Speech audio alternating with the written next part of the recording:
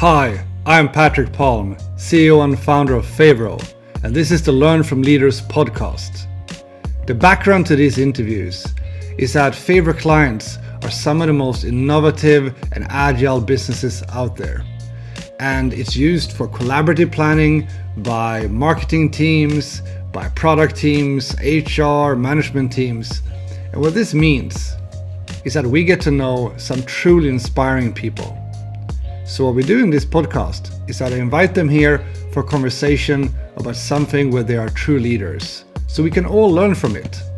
Let's go. Today we got Daniel here, which has been a client for a while. Building a truly visionary company. Atomontage. Do I pronounce it right now? Yeah. Atomontage. 90% right. Yeah. That's all good. Language was never my thing in school. Fortunately, I was better at math and other things. I always love having kind of lunch or just simpler conversation with a fellow entrepreneur, and you've been at it for a while. I guess the question I would really like to ask is that what were the defining moments you doing your entrepreneurial journey, because you've done several things, and what was the kind of a defining moment that led you to truly become an entrepreneur in the first place, and also of course now with Atomontage, how what was the defining moment that created that story? Yeah, thanks.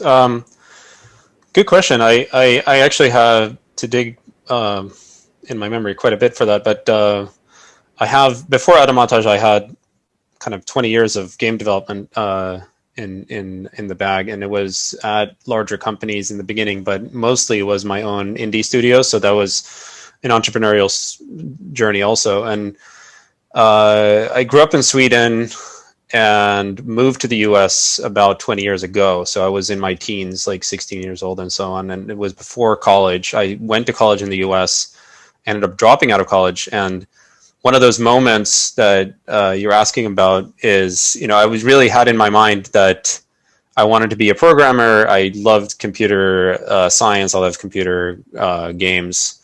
And I was on that track to be an employee, working in a cubicle somewhere, working on churning out code and all that. It was like my whole mindset was on that rail, like that career path, going through, getting the bachelor's degree in computer science and going to work for some company. And that got derailed. I read some books. It was some media really that kind of made that shift happen. One of my favorite movies of all time is Office Space. If you guys recall that cult classic by Mike Judge, I believe, about this guy or his friends working at a stereotypical, almost comically crappy corporate gig, in the US, and it's a great movie. The famous baseball bat scene. Exactly. Yeah. They take a bat to their printer because the printer is, pissed them off one time too many. That was one, like those things that shifted my mind. Like, I really don't want to be in that situation, even though it is a comedy and so on. So that was one thing. Another funny thing that comes to mind is that I actually started making a game inspired by all the other games I've been playing as a teenager and kid growing up. I started making a game for myself, and the goal of it was actually to land a job in the games industry with it, so to use it as some kind of demo. And that actually worked out. I did end up dropping out of college with a friend to start a what they call a cyber cafe. Back then that was a thing, where there was a bunch of computers in a retail space and you could come in and surf the internet. But we made it into a LAN party place. So that was the concept.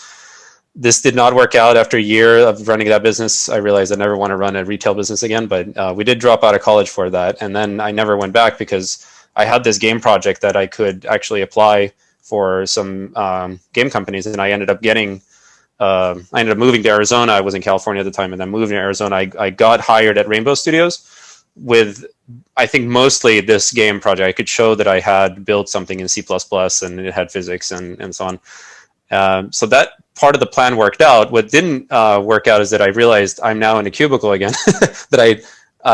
And in the game company, cubicles are not as bad as some kind of, I don't know, accounting software firm, perhaps. But I also realized that I didn't really fit as a cog in a much larger machine, and the project that I would sink years of my life into might get canceled by forces that are not out of my control and so on. And that really kind of, again, pushed me in this direction of an entrepreneurial thing. So I ended up quitting that company just to focus on this game that I had started building in my teams even before I moved to the US. And that really started this entrepreneurial journey that lasted a long time. And I ran this studio that initially released that game as early access before early access was a concept. I got that idea from another game that really did it before me, but then Marcus Paschon, the Minecraft guy, got the idea about early access from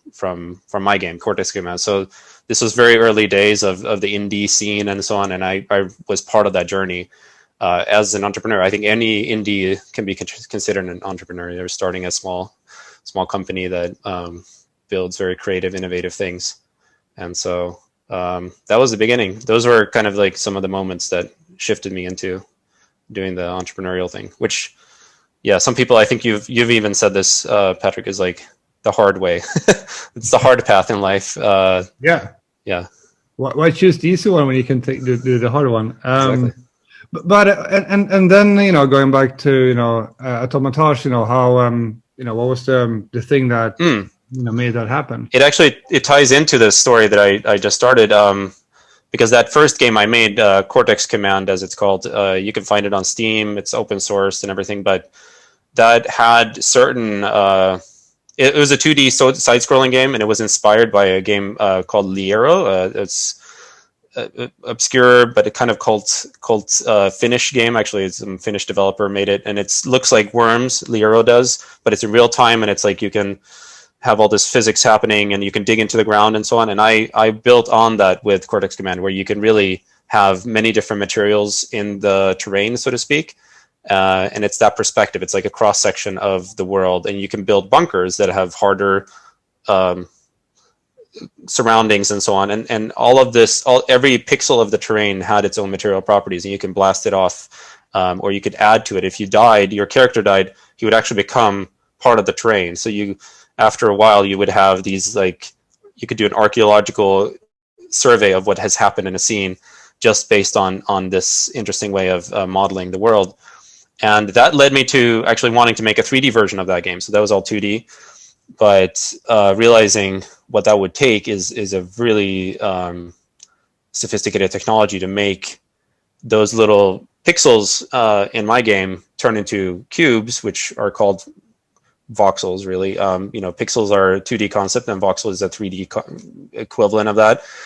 And so I looked at all the different voxel technologies out there, and there's been a lot of projects. A lot of people have attempted to make games and actually succeeded. In the 90s, there were a couple of games, Comanche and Delta Force, and some of these things were published back then that used voxel technology. But then a certain thing happened in the world where hardware acceleration happened for all these polygonal games, and that has been the standard.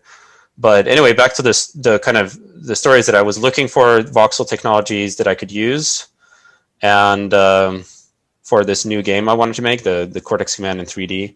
And I ended up finding my co-founder that way today. Back then he had already been working on his technology or his project. It's a research project that was completely donation based. He just published videos for years and years already at that point. And this is almost exactly 10 years ago from now. So we started talking then, and I started supporting him in any way I could. I sent him donations. I believe my game company was one of the biggest donors to his project. And I started showing and talking to people at all the game conferences I ended up going to anyway about this tech, just to kind of see if I could make it more of reality where I could actually end up using it one day. I don't want to just help Brano along. And then eventually I started showing it to someone who you know, Patrick, as well. It's Tommy Palm. It's another entrepreneur here in Sweden, in the game space. And he told me pretty much straight up that this is amazing technology, but this one guy in Slovakia, where my co-founder is, Brano, he's not going to be able to build a whole company on his own with this. Like, this is something he needs help with. And Brano knew that too. He had that as part of his plan.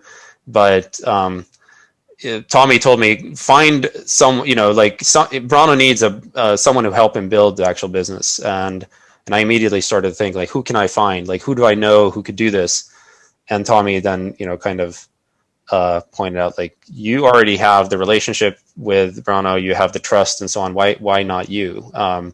And then the kind of coin dropped, and that was in 2017, and we came up with this. We started the company together at the end of 2017, very end, and we've been on this journey together now. And now we have a series of teams. Actually, we're still not very large. We're 10, 11 people or something like this, and we're putting out the first product just now. So in a month from now, we're going to actually have the first product announcement of what we've been building. So it's an exciting time. But yeah, that's the kind of story of how we're here today.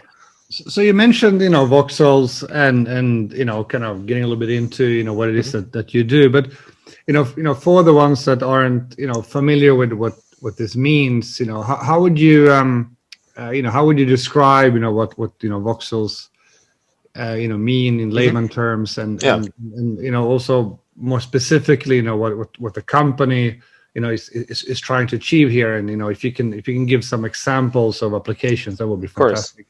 Yeah, so our slogan publicly right now, still we're changing it soon, but it's the inevitable volumetric future. So when we say volumetric, it really is a way to describe, what we're trying to do with computers is to model the world, right? Like the real world. And there's different approaches to do that, and different ways to represent the data and represent geometry and so on. And that's true for many different media types, not just 3D, for example. You see that with audio as well. Audio initially was like MIDI files, and all you're storing is notes, essentially, tones or whatever, and that's what's being played back. And that's kind of a vector-based format, if you think about it. It's versus when I say vector, I kind of juxtapose it against sampling. So sampling happened with audio also, where you're actually recording little samples of what is being heard right now, and then you can play that back later. And that's a different way of representing the world than this like mathematical vector based way. And vectors have their benefits. They're initially smaller to store and more efficient in some ways, but they're not really always the most accurate way to, if you want to record a symphony orchestra, it's actually better to just have a microphone and record it and sample it instead of trying to come up with all the different notes that are playing at the same time and so on. It ends up being messy and actually bigger to store and to process eventually. So without getting too much into like the technical nitty gritty, this is a pattern that has happened in many different media types before. So in audio, I just mentioned, but also with pictures, we have vector graphics still, but it was the earliest way to do computer graphics, was all these vector things. It's all you need to define are some points, and you have lines between them, and that's what you're drawing. And that eventually also went through this kind of evolution where we're sampling images now. Everything is a pixel-based image, and pixels are just little samples. It's colors that are arrayed in a big grid with a certain known distance between all those pixels, and that's a 2D media type, of course. And then video is adding another dimension. It's time, right? So that also in the initial forms of video was Flash and all these things that are vector driven, and you're storing objects and things in mathematical kind of formulas or the coordinates. But eventually we had breakthroughs in compression and then sampling technology to make videos viable in terms of size and also transmitting them and processing them. And now we have YouTube, and everything can be encoded in a 4K video, and you don't need to mess with these vectors anymore, because they are a little bit complex to actually store and to have different formats of and so on. And the same thing, and this is what we call it inevitable revolution that's going to happen with 3D is that 3D content is in our minds about to go through the same revolution. It just hasn't yet, and this same pattern that all these other media types. And so that's really the kind of the core of what we're doing is this compression breakthrough that, and really is Brano's work, my co-founder's work, who worked on this for almost 20 years now. Actually, it is about 20 years now. His R&D project started as kind of in the demo scene. Some people might know about that. He made some early demos that won some competitions back in the day. These 256 byte demos that actually had graphics on the screen with the whole program being 256 byte large. It's crazy stuff. And he won some competitions there. And that was the initial inception in his mind that this is the future, is to sample things in 3D instead of trying to describe only their surfaces with triangles and vectors. And that's, that's kind of a technical discussion. Yeah. What was the second part of the question there? So if I understand you, you're right here. You made an example that if we look at sound. I mean, I'm old enough to remember the MIDI files. Yeah. And they're becoming MP3s, and then with the video, Flash, becoming really everything now can be a YouTube clip. Yeah. And what you're saying here is that we're about to have the same thing happening to 3D. Yes, exactly. Because if you think about, go ahead. Sorry. It's a good slogan. Why do you want to change the slogan? It's an amazing slogan. The inevitable volumetric. Explain what you're doing. Okay, so I can. It's not revealed yet, the new slogan, but it is more descriptive of our product. So you'll see it in a month. But it's more descriptive of our product. The current inevitable volumetric future is a good description of our vision and of our concept, so to speak, but it's not so much a good description of the value proposition of our product. Also, we've had some interesting feedback that inevitable is not actually a very exciting term if you think about it, because it's going to happen anyway. So why should anyone get excited about it, to push it? So there's some thinking behind it, but yeah, the new slogan is a much more descriptive of what we actually do, and that's been a challenge for us. We have these breakthrough prototypes and so on that you can see on our website that prove that we can do certain things with very high resolution voxels, and this kind of geometry type representation that nobody else can. And I know this because I've been looking at all the different things out there for over 10 years now, in this quest to find something for my game. And I'm not on that quest anymore because Tommy got me off of that quest. That was a bigger impact in the world than making yet another game, is to build some technology, so. But that's awesome. And, if you would are there any good examples of this, more from a conceptual point of view, having an application already today? Because I mean, what you're building, it's kind of like a platform technology enable, people to be able to do these things. But are there applications already today to kind of give us a little bit of a hint of what it is that your platform is enabling? Yeah. So I think even that is not revealed yet, that we're building a platform, but it's fine to tease that. But yeah, in terms of in a concrete example is, like I mentioned before, that we're trying to model the real world in our computers, and the computers are just ones and zeros at the very bottom, right? So it's all it's numbers that not only store data but also do things, right? And it's all math, and so we want to represent the world with this math somehow, and you could do it by defining surfaces and defining and tessellating surfaces, and that's how most 3D graphics is done these days, with these triangles that make up polygons that make up surfaces, and then we put textures on them and all this stuff.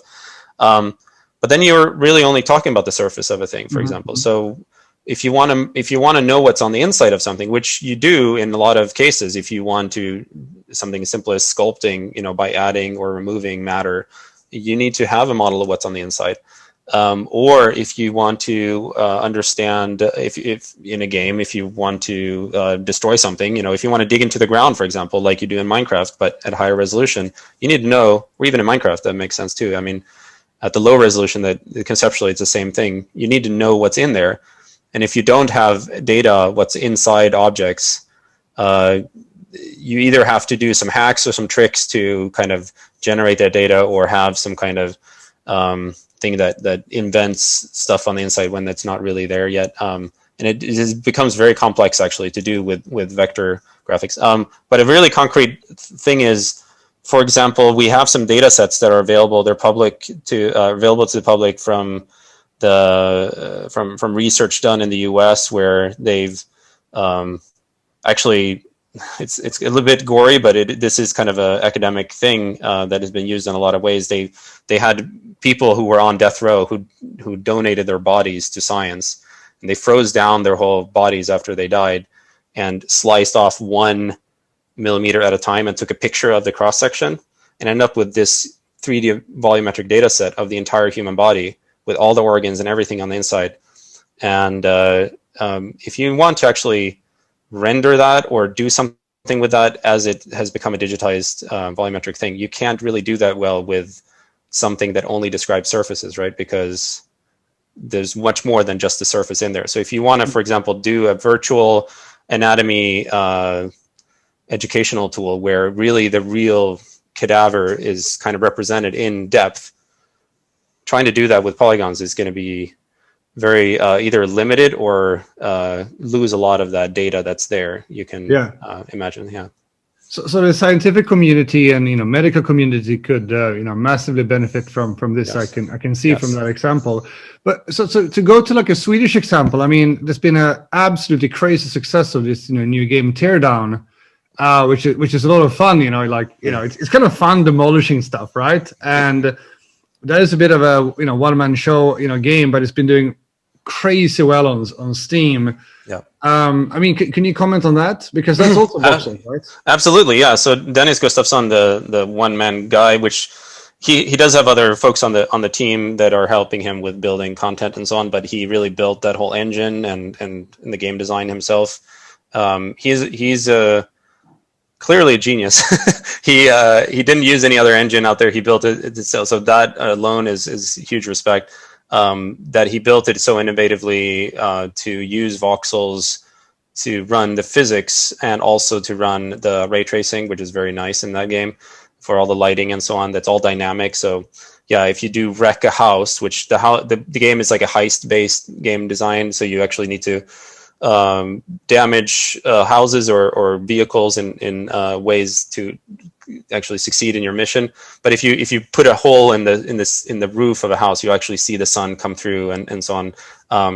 And you can do all that because of this technology he's built. And I think it's a success already, and it has like 10,000 overwhelmingly positive reviews on Steam. It was released in October, so in a couple of months, this is clearly a hit. Yeah, it's amazing. And rightfully so, and I think Minecraft also, it's building on this thing that Minecraft kind of started scratching the surface of, this fact that we like to call it deep interactivity. We just made up this term, but it describes a little bit that a lot of the games out there, when they only describe surfaces, you get these very pretty scenes and so on, but you can't really do a lot with them. You have this static geometry that is even Grand Theft Auto and so on.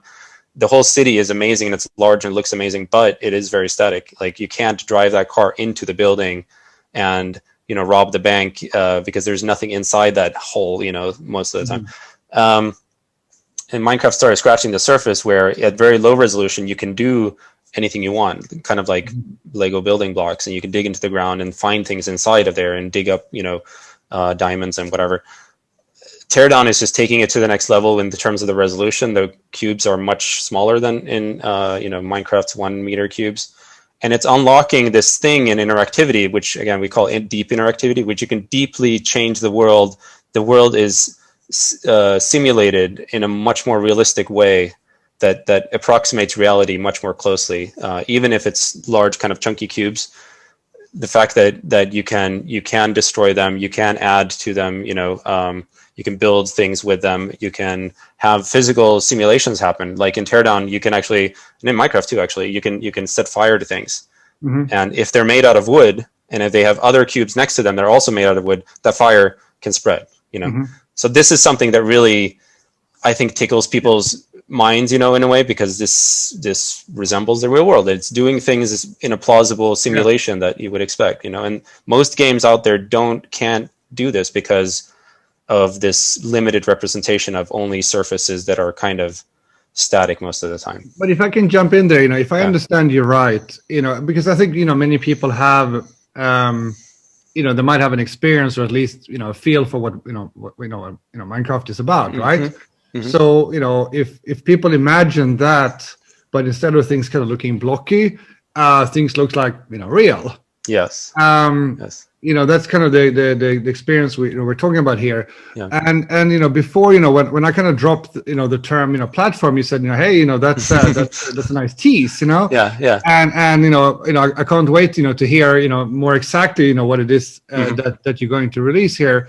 But, what I meant by that was that when, if you look at something like Teardown, and then you go to like your website and kind of read about what it is that you potentially could provide, it feels like if I want help, if I want to buy something that can help me create that kind of experiences, you are the guys I should talk to. I mean, I think that's pretty clear already today from your website, even though it's not that's true. That's yet, true. Some of the things. So it seems like, I understand what you're saying with the problem with inevitable future, but I actually really like it because I want to be early on a wave which is coming. It's like if you surf, you don't want to be behind the wave, you want to move into the wave. Yeah. And someone who could then help to make that a reality. It seems like you're the company to partner with. This kind of very like from a distance kind of description of the whole thing. Do you feel, am I getting it somewhat right, or am I getting it a little bit wrong here? I think you're spot on. No, it's we again, I don't want to reveal too much, but really my passion in life, and you can see that in my previous games also.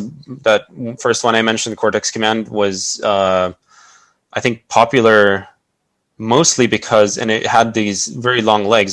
There's, I believe, still a community of people modding that game because it allowed people to modify the game very deeply. And I built the tools and enable. I released all the tools that I used myself to build the game, and I didn't really have a plan for this, but I built also that engine to be very data driven and so on. So everything could be modified by these little files that you could edit and so on, and that really took off and became like a thing where user generated content in general, I think, is such a powerful thing that is going to become even more big in the future. We've only seen the beginning of that. There's been Doom and mods and so on for a long time. And UGC, I mean, you see Roblox now becoming an IPO. It's one of the big kind of UGC IPOs. And again, I look at Roblox and I see this is so early still. This is just scratching the surface of what can be done. And what we're really kind of, what all this is amounting to, even my other games that I've built, it's just building on this. Like, how can we make the friction between creator and consumer as little as possible, but also how can we blur the line between creator and consumer? So the consumer becomes a creator and vice versa, and everyone becomes the threshold for becoming a creator of any kind of content. And in our case, it's 3D content, but is so much lower because in the current day and age with the way we're doing 3D graphics, it's very complex. Like defining these surfaces and then mapping 2D images onto them as textures, that ends up being a very complex setup that you need to worry about polygon count limits. You need to worry about the UV mapping not getting messed up when you're editing either the texture or the model. And this really needs like a Renaissance person to handle. You need to be technically savvy enough to run these tools that are very complex. The most complex computer programs we have are like 3D Max, Maya, and so on. And you also need to have the artistic talent to make something that looks great, for example. So these people are rare, and it's a shame that only those folks can actually build something in meaningful and in like 3D content. And I think lowering that barrier by having a much easier representation of the geometry, where it's more like you're just working with clay, or kids can build whatever they want in Minecraft because it's just these blocks. It's very conceptually simple. It's not simple to implement, unfortunately. Or in our case, it's fortunate because we have a solution that works. But after decades of R&D on this, and many other people, very smart people, have spent 5 years on this, and it still wasn't enough to build something that had very low, high resolution, very small blocks in the end. Because really, if you think about it, your screen, you might be sitting in front of a 4K monitor now. There's millions and millions of pixels there. And if you just make the screen a little higher resolution, it's going to be millions more pixels. But if you add another dimension and you want to increase the resolution, now you have an explosion of data. It's much worse, right? So you really need to have these breakthroughs to make it viable. And that's what we feel we have. And we are excited now because we can potentially and hopefully, and we're confident that we have a way to really lower these barriers of entry to making stuff, but also sharing them and enjoying 3D content in a whole new way. Which again, Minecraft and Teardown has scratched the surface of. It's a really tip of the iceberg, I feel, to make this exciting future. I mean, I think that's very clear, and we need to talk a bit about best practices around working in a remote way. And in your case, Daniel, we have this situation that in the middle of building this startup, with a very exciting potential, suddenly COVID hits, but I know, I mean, you're Swedish, but I know you have a bit of an American background as well. You have we already talked about at least 2 countries. You have raised money from angels, but you also got raised venture capital from Makers Fund, which has have an absolutely amazing reputation. So obviously not only tech people like John and I are very excited about this vision. I mean, well, a lot of VCs are also tech people, but you also managed to get the venture capital to think this is really cool. So you've been able to to hire people at a fast pace. So your team has been going from used to 2 of you to now you got more people. So my question is really how did you handle the whole COVID situation now when you can't really be together, and how do you plan to handle organization basically coming out of COVID, because now we're starting to see kind of the light in the tunnel here with vaccines coming. Yeah, that's a good question. For me personally, it really wasn't even a bump in the road. I mean, for me, it's lucky, but I almost feel bad that it's been such little impact on my life, because I've always worked remote. In the 20 years of making games before this, it was a completely remote team. We were 24 people in, I think, 10 or 12 countries on like 4 continents. So we never had an office and so on. So like using these remote tools and ways of working has been super natural for me, natural. And for Atomontage, we've been a hybrid. So we have a core team that sits with Branislav, my co-founder, in Slovakia in an actual office. I mean, clearly not this year, but prior to it. And then we have some remote teams, and I'm remote. I'm in Stockholm these days. And so we already had a lot of these processes up and running, and it wasn't really that much of a problem. For me, nothing really changed. For the guys who were in the office, they're now working from home. We use tools for remote work. Favro is actually one of them. It's almost, it feels bad. I think this is a thing that most of the games industry, my friends from the games industry, feel also, that it's almost, what's the word? There's a good Swedish word for this, that I'm oförskämt. It's like almost undeserved, like how good things are for the games. And not only is business even better, but it's like our lives are really not that impacted by this horrible thing that is killing hundreds of thousands, if not millions of people, before it's over. So it's it's this weird kind of feeling. But that's the story of how it has impacted our company. Not much. If anything, it's probably going to be easier for us to convince people that our products are going to be even that much more valuable now and in the future, because it makes sharing 3D content much easier. That's really kind of another key thing that is a bit of a tease, I guess, for our product. But in terms of the second part of the question is like, how are we going to go back? Again, it's going to be not much different. We're going to have the guys who are in Bratislava. They're going to be able to gather in the office again and have the benefits that are there for actually being together. We deliberately wanted our core tech team to be physically together because there's a lot of knowledge exchange, especially in the beginning now from my co-founder Bronislav's brain, where this enormous store of experience and knowledge about voxel technologies had to be transferred into the brains of all our core tech guys. That was better done in person, as you can imagine. So yeah, they're going to go back to the office, but all our processes, all our meetings and all this stuff is all Zoom based anyway. And so it's really not that much of a change. You mentioned that you used, February already, before, COVID hit. So, yeah, great.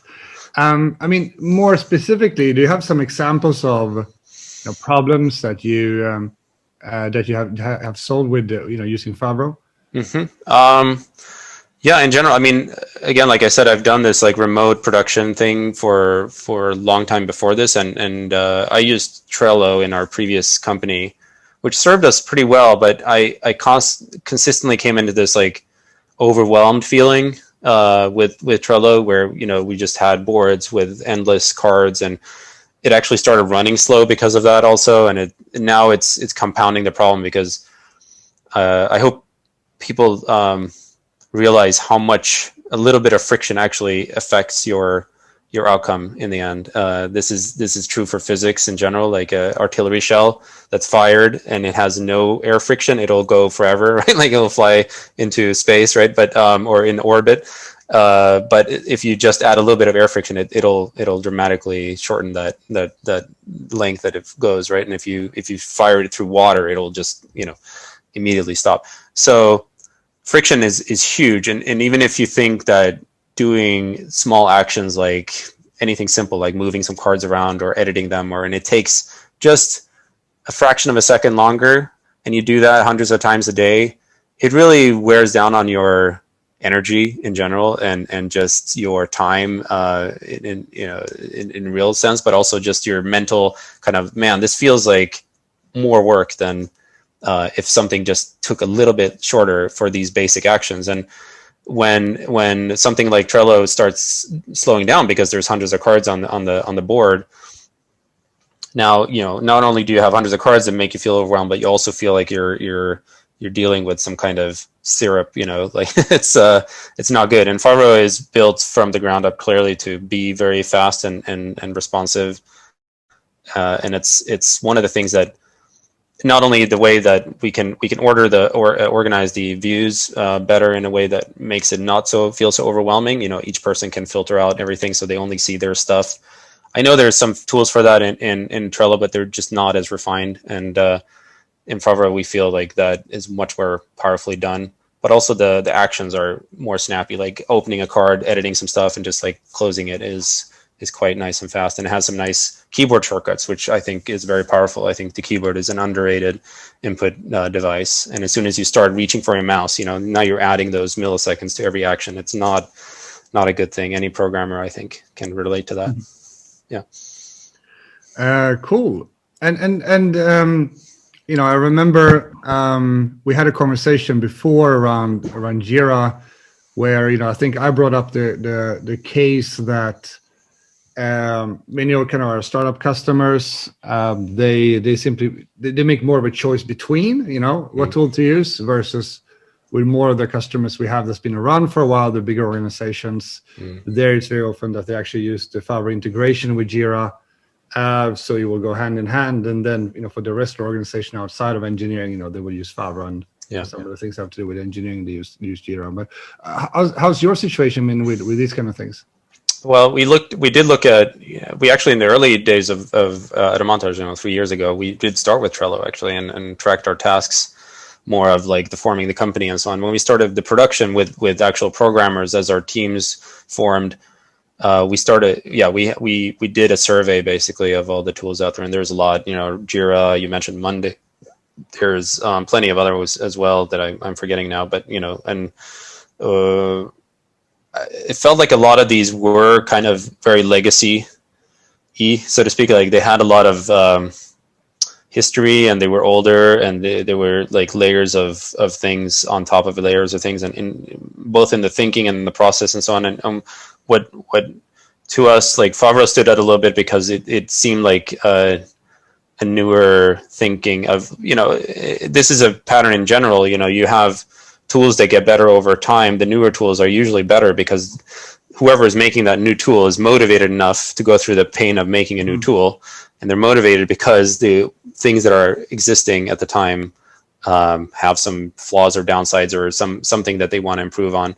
And so usually the better tool, if they're competently built, they're going to be better because there's new principles, and there's better execution perhaps, and so on. And so Favreau is, I think that was one of the main things that made it win out for us. It seemed like it was well thought out based on the current landscape of features and so on. And it didn't have things that it didn't need, but it had all the things it needed for what we needed. And that was pretty much what made us zero in on it. Yeah. Awesome. No, that's really cool, especially coming from, you who developed, many tools. We're going to switch back to you, John, now. Daniel, super thanks for taking the time to have this conversation with us. I hope you enjoyed that interview. I certainly did. If you want to elevate yourself as a modern leader and help your teams become even more successful, then check out Favreau Academy at favreau.com. There you will find podcasts, webinars, articles, all free of charge. Check it out.